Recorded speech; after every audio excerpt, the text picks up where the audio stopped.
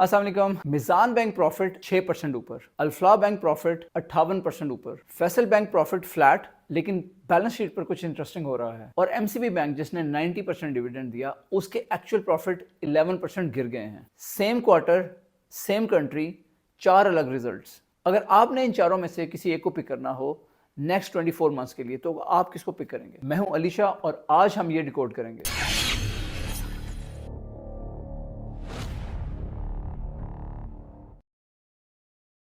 एक ज़रूरी अपडेट मैं आपसे शेयर करना चाहता हूं कि हमारे अब सब्सक्राइबर्स जो हैं चैनल पे वो 20,000 हो चुके हैं। तो एक बड़ा ज़बरदस्त माइलस्टोन था जो अल्हम्दुलिल्लाह हमने अचीव किया है। मैं आप सबका शुक्रिया अदा करता हूं कि आपने हमें सब्सक्राइब किया और हमारी वीडियोस को आप देखते हैं और हमें कमेंट्स में अपनी राय से भी ज़रूर आगाह करते हैं। तो प्लीज़ जारी रखें और शेयर करते रहें जो भी आपके गिरदोनुमा में लोग हैं जिनको अच्छी इन्वेस्टिंग टिप्स चाहिए ताकि वो भी इवेंचुअली फाइनेंशियल फ्रीडम हासिल कर सकें अच्छी इन्वेस्टमेंट्स के थ्रू। तो उनको भी रिकमेंड करें कि वो चैनल को सब्सक्राइब करें। Thank you. याद रहे कि मैं ये जो आपको इन्फॉर्मेशन शेयर कर रहा हूँ तो ये रिजल्ट कुछ दिनों पहले आए हैं। मैं आपको न्यूज़ ब्रेक नहीं कर रहा बल्कि आपके साथ कुछ अपना एनालिसिस शेयर करूंगा क्योंकि मुझे एक रिक्वेस्ट आई है कमेंट्स पे और आप जानते हैं मैं कमेंट्स के ऊपर काफ़ी टेंशन पे करता हूं और अगर आप मुझसे उसमें कुछ फरमाइश करते हैं तो मेरी कोशिश होती है कि अगर मैं उसको पूरा कर सकूं तो मैं ज़रूर करता हूं। जो भी अच्छी कंपनीज होती हैं, अच्छे स्टॉक्स होते हैं, उनके जो रिजल्ट्स आते हैं सो हम उनका भी आइंदा से थोड़ा सा जायज़ा लिया करेंगे इस चैनल के ऊपर। सो आज हमारी इस सिलसिले की पहली काविश है। पहले कॉन्टेक्स्ट समझते हैं। अप्रैल का लास्ट वीक चल रहा है, 4 बैंक्स ने एक साथ रिजल्ट दिया है और इसके कुछ ही दिन बाद 27 अप्रैल को स्टेट बैंक ऑफ पाकिस्तान ने पॉलिसी रेट 100 बेसिस पॉइंट्स बढ़ा दिया है। अब ये टाइमिंग इंपॉर्टेंट है। Q1 रिजल्ट्स पुराने रेट एनवायरनमेंट के हैं यानी 10.5% इंटरेस्ट रेट के, लेकिन सेकंड क्वार्टर जो अभी शुरू हुआ है ये नए रेट एनवायरनमेंट में चलेगा। तो चलें एक एक करके इसका जायजा लेते हैं। सबसे पहले मिजान बैंक। मिजान की अर्निंग्स 23.4 बिलियन रुपीस रही हैं, earning per share ₹13। Year on year growth 6% है जबकि क्वार्टर ऑन क्वार्टर ग्रोथ 7% है। ये नंबर एवरेज लगता है। मिजान बैंक का Q1 2026 का जो प्रॉफिट है वो 23.4 बिलियन रुपीस रहा है। ये नंबर एवरेज लगता है लेकिन असल कहानी प्रॉफिट नहीं है, असल कहानी डिपॉजिट्स हैं। सिर्फ एक क्वार्टर में 3 मंथ्स में मिजान के डिपॉजिट्स 10% ऊपर हो गए हैं और टोटल डिपॉजिट्स अब 3.6 ट्रिलियन रुपीस हैं। ये बैंकिंग हिस्ट्री में एक बहुत फास्ट ग्रोथ रेट है।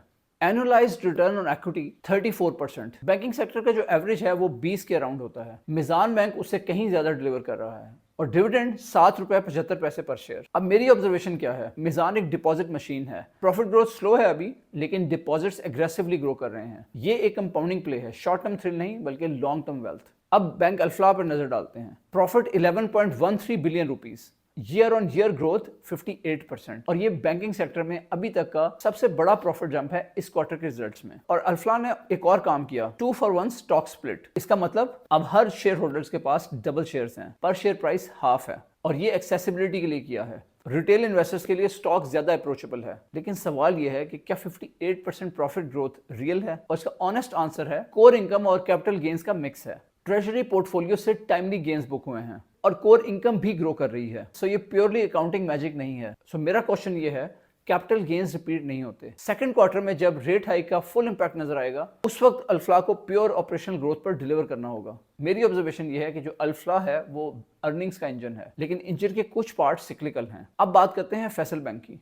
Profit 5.2 billion rupees, flat, year on year में कोई ग्रोथ नहीं। पहली नजर में बोरिंग लगता है लेकिन यहाँ एक ट्विस्ट है। फैसल का जो CA/SA रेशो है वो 85.5% है। इंडस्ट्री की जो एवरेज है वो 60 से 70% है जबकि फैसल बैंक 85+ है। इसका मतलब क्या है? करंट अकाउंट और सेविंग अकाउंट डिपॉजिट्स चीप होते हैं, बैंक को उन पे कम इंटरेस्ट देना पड़ता है। फैसल की जो कॉस्ट ऑफ फंडिंग है वो इंडस्ट्री में सबसे कम है। और मेरी ऑब्जर्वेशन इसमें यह है कि जो Faisal bank slow and steady play है। प्रॉफिट विजिबल नहीं है अभी लेकिन फाउंडेशन इंडस्ट्री लीडिंग है और ये चीपेस्ट फंडिंग बेस वाला बैंक है। रेट वॉलेटिलिटी में विन करता है। ये मोट स्टोरी है, ग्रोथ स्टोरी नहीं। और अब बात करते हैं एमसीबी बैंक की।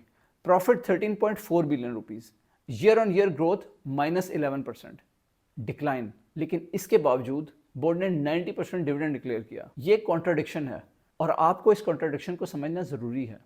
डिक्लाइन की वजह non markup income compression, operating expenses का राइज है। मेरा इस पे ये ऑब्जर्वेशन है कि एमसीबी पे सिर्फ डिविडेंड यील्ड के लिए पोजीशन लेना हाई रिस्क एजम्पशन है अभी, अर्निंग्स रिकवर होने तक वेट करें। 27 अप्रैल को जो रेट हाइक हुई है 100 बेसिस पॉइंट्स ऊपर, वो इन चारों बैंक्स पे अलग अलग इंपैक्ट करेगी। इसका सबसे बड़ा बेनिफिशियरी मिजान है, इसकी बड़ी डिपॉजिट बेस है, यील्ड एक्सपैंड करेंगी। नंबर 2 अल्फला, लेकिन ट्रेजरी गेन्स रिपीट नहीं हुए, ग्रोथ मॉडरेट होगी। Number 3 Faysal bank, cheapest funding base है, स्प्रेड एक्सपैंड होता है। और MCB mixed, rate hike masking effect देगा, फिक्स नहीं करेगा। तो सवाल ये है कि अगर एक पिक करना हो तो मैं कौन सा लूंगा, और फिर मेरा जवाब यह है कि मिजान बैंक, और उसकी वजह है डिपॉजिट बेस की कंपाउंडिंग। 3.6 ट्रिलियन डिपॉजिट्स, ये एसेट है जो हर क्वार्टर आपके लिए काम करता है। नंबर 2 पे मैं फैसल बैंक चूज करूंगा, जो कि फाउंडेशन प्ले है, 85% CASA, यही इसका मोट है। नंबर 3 पे बैंक अल्फला, इसका अर्निंग्स मोमेंटम स्ट्रॉन्ग है, लेकिन पोजीशन साइज कम रखें। और नंबर 4 पे एमसीबी, इसमें थोड़ा वेट करें अर्निंग स्टेबलाइज होने तक, सो पोजीशन नहीं लें। डिविडेंड टेम्पटिंग है, लेकिन अर्निंग स्टोरी डिक्लाइन में है। और पोजीशन साइजिंग पे एक बात, बैंकिंग सेक्टर में कंसंट्रेशन हमेशा कम रखें। मेरा जो पर्सनल फ्रेमवर्क है उसमें बैंकिंग टोटल पोर्टफोलियो का 25 to 30% है, और इसके अंदर भी डाइवर्सिफाई करें, एक बैंक पे लोड नहीं करें। ये पर्सनलाइज्ड एडवाइस नहीं है, सिर्फ एक फ्रेमवर्क है, आपकी अपनी सिचुएशन अलग होगी। चलें अब समराइज करते हैं। 4 बैंक्स हैं और 4 अलग स्टोरीज हैं, और इसका सबसे इंपॉर्टेंट टेक अवे ये है कि पाकिस्तान का जो बैंकिंग सेक्टर है वो एक मोनोलिथिक ट्रेड नहीं रहा। हर बैंक का अपना इंजन है, अपनी स्पीड है, और अपने रिस्क हैं। आपका पोर्टफोलियो इन चारों में से किस पे बनाया गया है, ये सवाल इंपॉर्टेंट है। अब फ्राइडे को देखते हैं PSX वीकली राउंडअप को, MPC के बाद 4 ट्रेडिंग सेशंस हैं, उनका डेटा, बैंकिंग सेक्टर रिएक्शन, और Q2 की तरफ एक फॉरवर्ड लुक। लेकिन इसमें 3 रिक्वेस्ट हैं आपसे। पहली कि इस वीडियो को शेयर करें, दूसरी अगर आपको ये अच्छी लगी है तो लाइक बटन प्रेस करें, तीसरी बेल आइकन पे जरूर क्लिक करें, ऑल नोटिफिकेशंस ऑन करें। फ्राइडे को आ रहा है वीकली राउंडअप, कहीं आप उसको मिस ना कर दें। और उसके बाद आने वाला है ऑल वेदर पोर्टफोलियो पॉडकास्ट। अगर आप अपना स्पेसिफिक पोर्टफोलियो रिव्यू चाहते हैं तो 1-on-1 कंसल्टेशन के लिए लिंक डिस्क्रिप्शन में है। ये वीडियो रिकॉर्ड की गई लेजेंड 46 में, जो तख्लीक डेवलपर्स की एक तख्लीक है। मैं हूं अली शाह, मिलते हैं फ्राइडे को फुल वीकली राउंडअप के साथ इंशाल्लाह।